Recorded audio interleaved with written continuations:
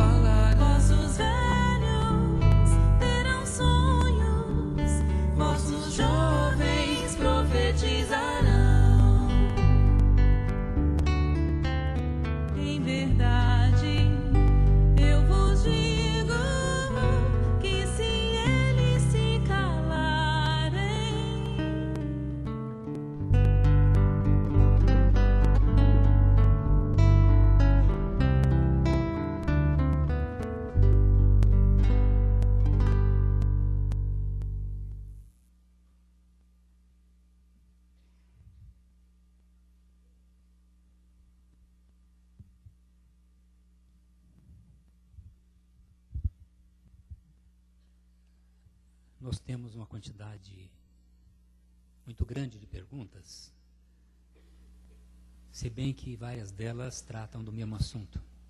Nós selecionamos para que a maioria possível possa ser atendida, os seus questionamentos.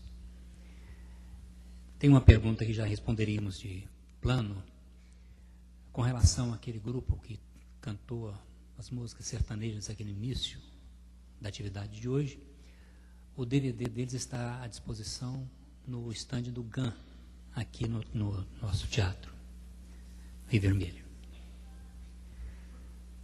A música que foi tocada agora, Médium, também é perguntado onde é a fonte, como é que se pode conseguir. Essa letra é de autoria do Gladstone, né, lá de Belo Horizonte, e a música, a melodia foi colocada pelo Tim. E quem canta é o Tim e Vanessa. Eles têm um site, se não me engano, timvanessa.com.br, e lá eu creio que pode se conseguir o CD, né, dessa música Médiuns. E, se não me engano, eles gravaram 3 CDs e todos eles têm esse tipo de letra, né? O Gladstone ele tem uma característica muito especial de trazer os textos bíblicos de forma musicada e com uma historicidade muito interessante. Então, eu creio que nesse site pode conseguir.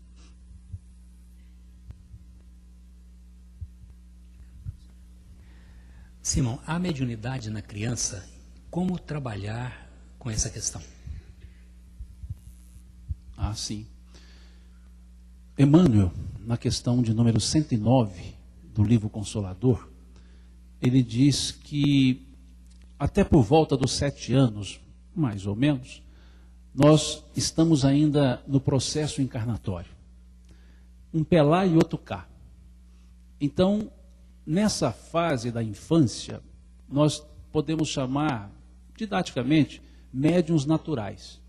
Então, é natural para a criança, ela está mais próxima ao mundo espiritual por estar dele saindo, está ainda obnubilada pelos seus órgãos físicos, conforme vemos na questão 383 do Livro dos Espíritos, e por isso ela então consegue se manifestar mais facilmente nessa questão do trato com o mundo espiritual. É comum as crianças terem os seus amiguinhos espirituais, os seus amiguinhos invisíveis, melhor dizendo, que alguns são frutos da sua invenção, sim, outros são espíritos. Não podemos dizer que todo amiguinho invisível é espírito. Há muitos que são frutos da própria imaginação da criança, por situações diversas, entre elas a carência, a falta de sociabilidade, vários fatores. Mas há, na grande maioria, a presença, sim, a percepção espiritual. Então, há sim. Mas é um médium, como disse, natural. Não significa que com isso essa criança tenha que desenvolver essa atividade.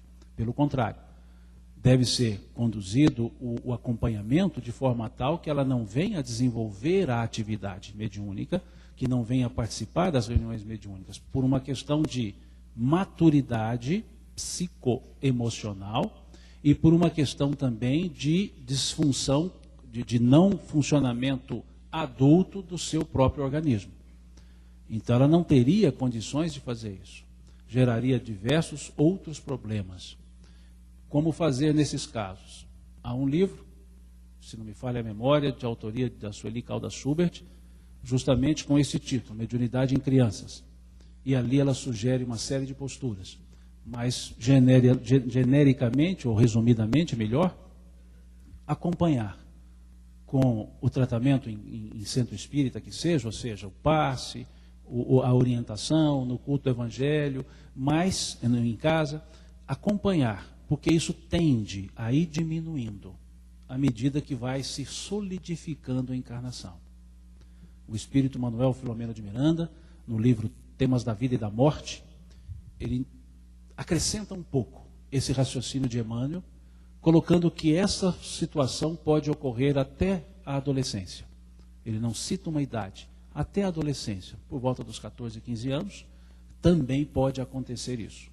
E ele faz uma sugestão, não diria sugestão, ele faz uma observação que algumas vezes o diálogo com a criança dormindo dá um efeito muito interessante.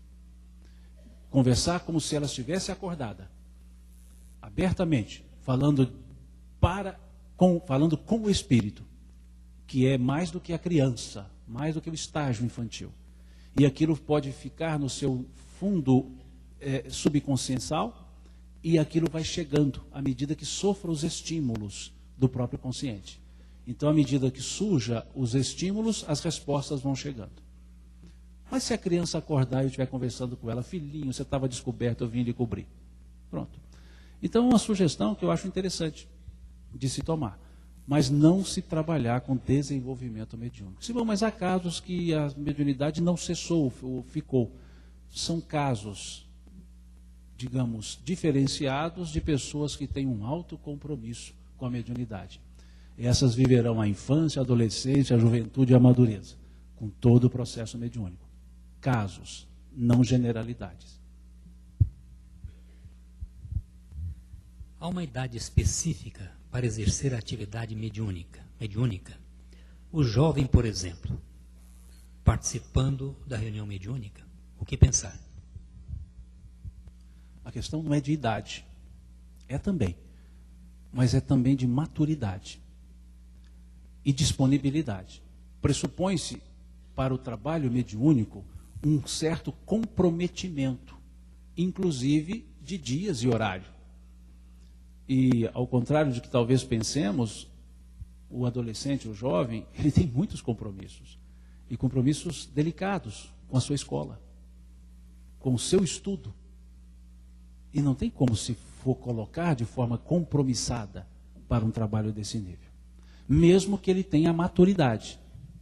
Também tem a questão da idade. Um período que se passa por uma, por assim dizer, uma revolução hormonal. Esse jovem, esse adolescente, não terá aquela constância. Ele oscilará em emoções, que é natural do período. Então também é preciso que se observe que esse momento é um momento de grandes oscilações para um compromisso mediúnico. No passado, Kardec valeu-se de médiuns jovens. As meninas Baldin eram meninas jovens. Hermance Dufour era uma menina jovem. E, no entanto, eram médiuns. Mas, em função de um contexto que eu diria mais antropológico e sociológico, para aquela época, aquela juventude era suficientemente madura para esse exercício.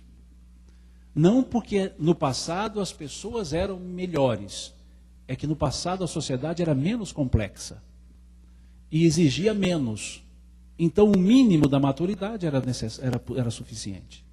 Hoje, não quer dizer que os jovens de hoje sejam menos maduros do que os jovens do passado. É que a sociedade de hoje é mais complexa do que a sociedade do passado e exige mais.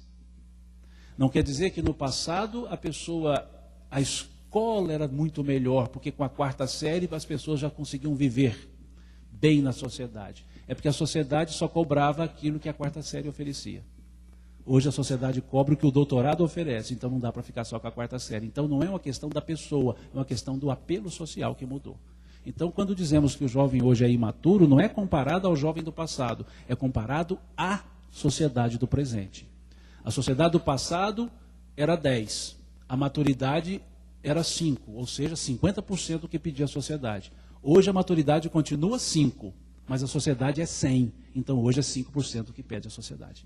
Então não é uma questão das pessoas serem melhores no passado do que agora. A sociedade é mais complexa agora do que do passado. Então, para o jovem da agora, é mais complexo o processo para que ele participe de uma reunião mediúnica em função de vários outros apelos que ele tem que atender, inclusive e principalmente o da sua formação acadêmica, sua formação de vida material.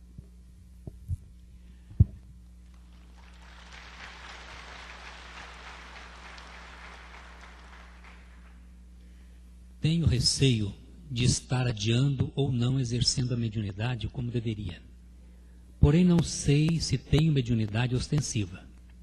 Já fiz cursos na casa espírita, inclusive o de orientação mediúnica, mas nunca tive uma manifestação. Como posso ter a certeza se tenho essa faculdade ou não, ostensiva? Em tese, não tem. Porque já tentou de todo jeito e não vem nada. Em tese, até o momento, não apresentou. Ou seja, possui a faculdade, mas a ostensividade não está sendo demonstrada. Kardec sugeria